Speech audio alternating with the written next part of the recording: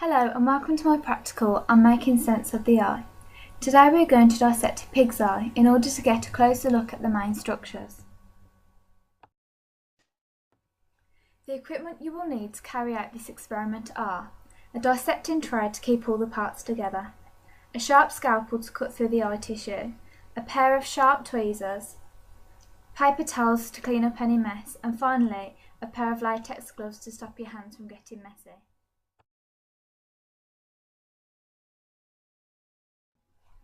So let's get started. Here is my pig's eye. One of the first things you'll notice is the extra fat and tissue surrounding the eyeball. In a human, there are 6 muscles attached to the eyeball to enable it to move up, down, left and right. The fatty tissue cushions the eye from the surrounding bone in the eye socket. Usually you would trim this extra tissue off, but there doesn't appear to be a lot on this eye, so I'm just going to leave it. If I turn the eye around, you can see the optic nerve leaving the back of the eye. This nerve carries a lot of the visual information the eye is collecting and sends it straight to the brain to make sense of it. I'm now going to cut the eye in half with a scalpel, straight down the centre, so we have the back of the eye and the front of the eye. You will notice as I'm carefully cutting into the eye with the scalpel, it takes a lot of force to break through the sclera. The sclera is the white part of the eye, covering the outside. The sclera is very thick and made up of many layers of tissue.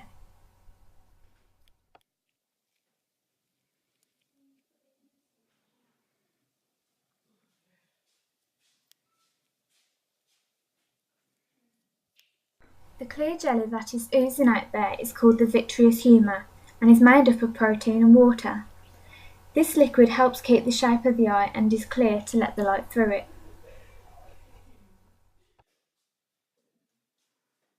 Oh, these are a bit better.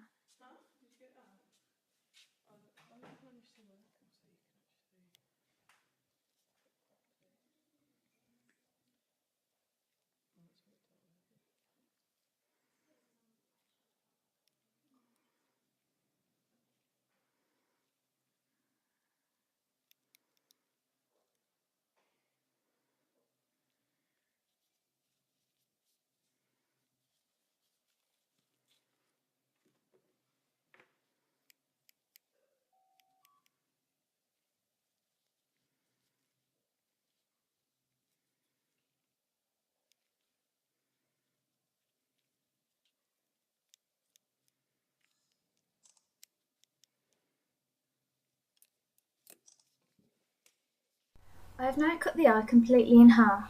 If I show you the outside of the back of the eye, you can see the optic nerve again.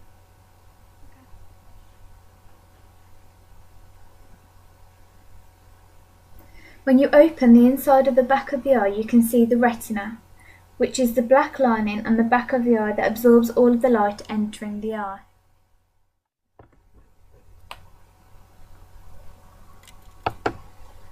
I am now showing you the front of the eye again. The hole in the front of the eye is called the pupil. This is where the light enters the eye. The dark circle surrounding the pupil is called the iris. The clear layer covering these two structures is called the cornea.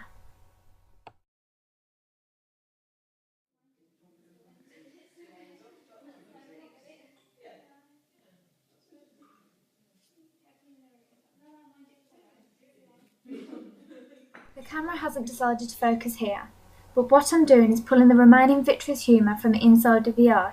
Notice that I pull away some of the iris too.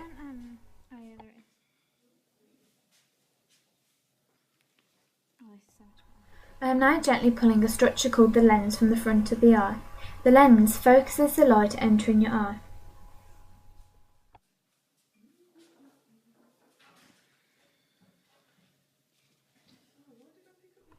If you look through the lens, everything should be upside down. You can see my hand through the lens but on the opposite side. The lens can be stretched to be made thin to see objects far away, and then go fatter to see objects closer by.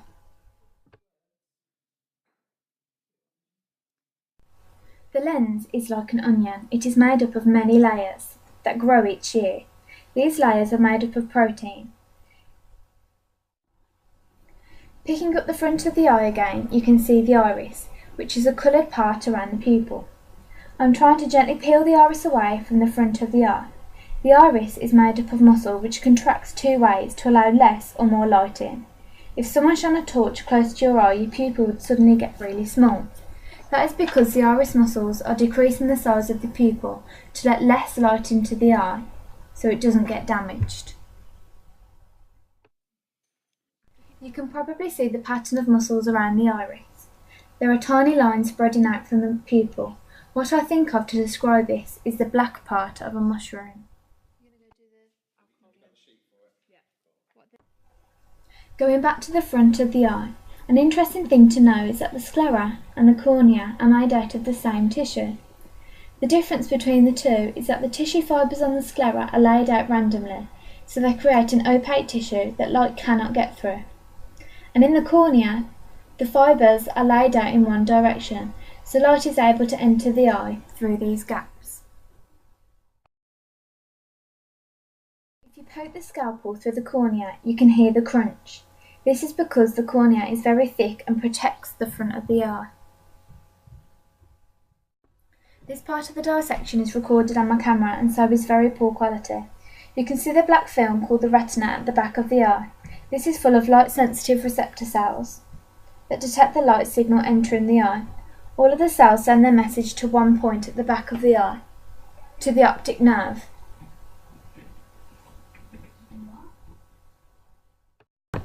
The spot where all these receptors meet is called the blind spot, where no light can be detected. Of course, we do not notice our blind spot, and this is because other receptors make up for the lack of light hitting this one spot.